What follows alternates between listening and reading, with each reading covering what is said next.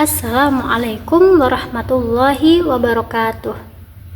Bagaimana kabarnya anak-anak hari ini? Semoga kita senantiasa dalam keadaan sehat dan berada di bawah lindungan Allah Subhanahu wa Ta'ala.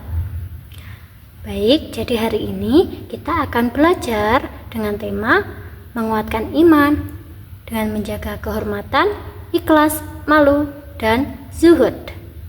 Sebelum kita mulai belajar, alangkah baiknya kita berdoa terlebih dahulu supaya nanti kita diberikan kelancaran dan kemudahan dalam belajar. Mari kita berdoa bersama-sama dengan membaca basmalah. Bismillahirrahmanirrahim. Baik, jadi hari ini kita akan mempelajari tentang cabang iman, yakni menjaga kehormatan, ikhlas, malu, dan juga zuhud. Tujuan pembelajaran kali ini adalah setelah belajar diharapkan peserta didik mampu menjelaskan pengertian dasar nakli dari cabang iman, yaitu menjaga kehormatan, ikhlas, malu, dan juga zuhud. Kemudian dapat menganalisis cabang iman, mempresentasikan paparan cabang iman, dan juga membiasakan sikap menjaga kehormatan, ikhlas, malu, dan juga zuhud sebagai bentuk implementasi cabang iman di lingkungan keluarga, sekolah, dan juga masyarakat. Nah, kita mulai dari yang pertama, menjaga kehormatan. Teman-teman, tahukah apa itu menjaga kehormatan? Jadi, menjaga kehormatan itu adalah menjaga kemuliaan diri, yaitu harkat, martabat, dan harga diri manusia. Dalam bahasa Arab, menjaga kehormatan disebut juga dengan muru'ah. Muru'ah itu adalah proses menjaga tingkah laku agar sesuai dengan ajaran agama, kemudian menghiasi diri dengan akhlak yang terpuji dan juga menjauhi keburukan. Menjaga kehormatan itu sendiri dijelaskan dalam Al-Quran surat Al-Ahzab ayat 35. Disebutkan bahwa laki-laki dan perempuan yang taat, benar, sabar, khusyuk, bersedekah, berpuasa, memelihara kemaluannya atau kehormatannya, dan juga banyak berzikir, Allah telah menyiapkan ampunan dan juga pahala yang besar. Nah, istilah lain yang digunakan tentang menjaga kehormatan adalah iffah atau menjaga diri. Menjaga diri atau iffah itu memelihara kehormatan diri dari segala hal yang akan merendahkan, merusak, dan menjatuhkannya. Nah, bentuk-bentuk muru'ah itu muru'ah terhadap diri sendiri, terhadap sesama, dan juga terhadap Allah. Nah, menjaga kehormatan diri itu dengan menjaga perilaku mulia meskipun saat kita sendirian.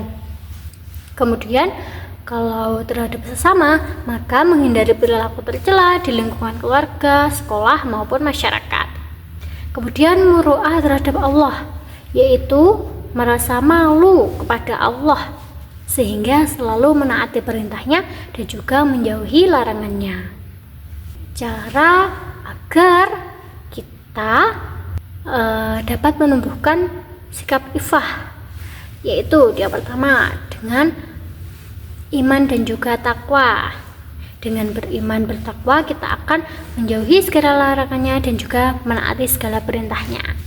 Kemudian menikah. Nah, menikah ini adalah solusi yang baik dan juga halal untuk membendung sifat biologis manusia yang normal. Nah, kemudian sifat malu. Nah, ini nanti berhubungan ya, berarti antara menjaga kehormatan dan juga malu yang akan nanti kita bahas. Kemudian menutup aurat, berteman dengan orang-orang yang solih dan solihah, bersyukur dan juga qanaah. Selanjutnya adalah ikhlas. Secara bahasa, ikhlas itu berarti murni atau bersih. Sedangkan secara istilah, ikhlas adalah membersihkan amal perbuatan dari segala hal yang mengotorinya, seperti mengharap pujian dari manusia, mengharapkan imbalan, riya. Nah, akan tetapi semata-mata amal dan perbuatannya itu hanya mengharap ridho dari Allah Subhanahu wa Ta'ala. Ikhlas sendiri dijelaskan dalam Al-Quran surat Az-Zumar ayat 2. Di sana dijelaskan bahwa Allah telah menurunkan Al-Quran kepada Nabi Muhammad dengan benar, maka sembahlah Allah dengan memurnikan ketaatan atau ibadah kepadanya. Jadi kita harus memurnikan niat kita dalam melakukan amal perbuatan.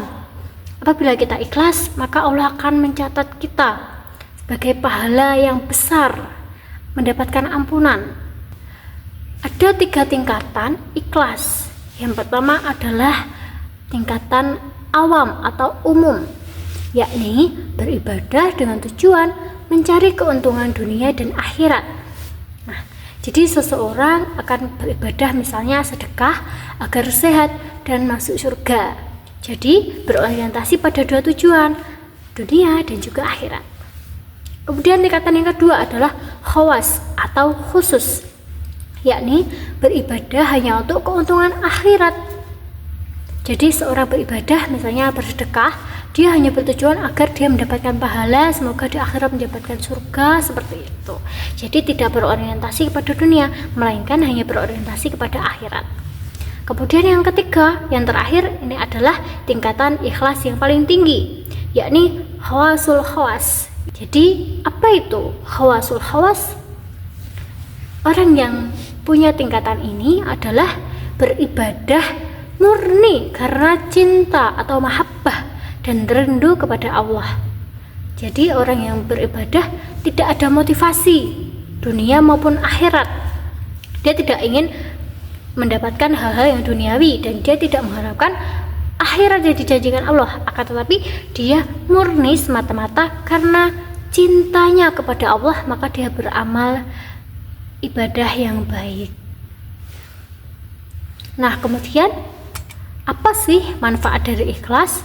Dengan ikhlas kita itu dapat punya ketenangan hati dan pikiran, kemudian dapat meningkatkan kualitas amal kita, terhindar dari tipu daya setan, selamat dari siksa, dan juga mendapatkan derajat yang tinggi di akhirat. Oke, selanjutnya adalah malu atau al-haya. Malu atau al-haya adalah cabang iman yang mendorong seseorang untuk melakukan kebaikan dan menghindari keburukan atau maksiat. Malu di sini itu bukan berarti bentuk rasa rendah diri atau enggan memiliki kepercayaan diri, melainkan perasaan enggan yang timbul akibat melakukan perbuatan yang tidak layak atau dilarang, baik menurut norma sosial maupun nilai-nilai moral yang berlaku. Jadi seorang yang punya rasa malu, dia akan merasa tidak nyaman jika melakukan sesuatu yang melanggar norma dan nilai-nilai, baik itu nilai sosial masyarakat maupun norma agama terutamanya. Sifat malu itu akan mendorong seseorang untuk menghindari perbuatan yang hina atau tidak pantas.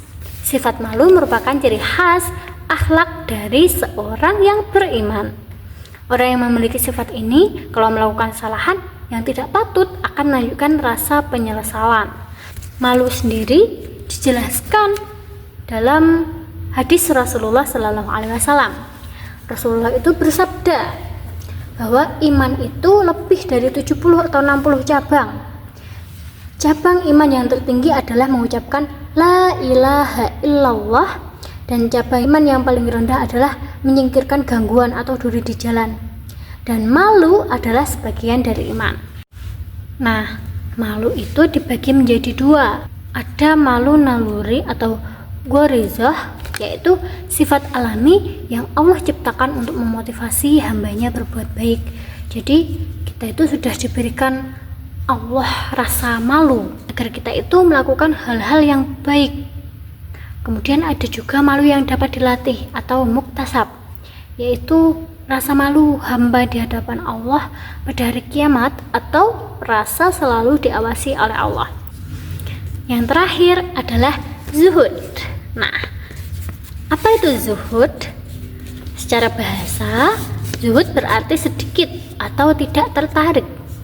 Sedangkan secara istilah, zuhud adalah meninggalkan kesenangan dunia yang dapat melalaikan diri dari Allah dan lebih mementingkan ibadah. Nah, tapi Zuhud itu bukan berarti meninggalkan usaha duniawi. Kita harus miskin atau berpakaian kumpul. Tidak. Justru zuhud yang benar itu adalah tidak mencintai harta, akan tetapi harta itu menjadi sarana untuk mendekatkan diri kepada Allah untuk kebutuhan akhirat.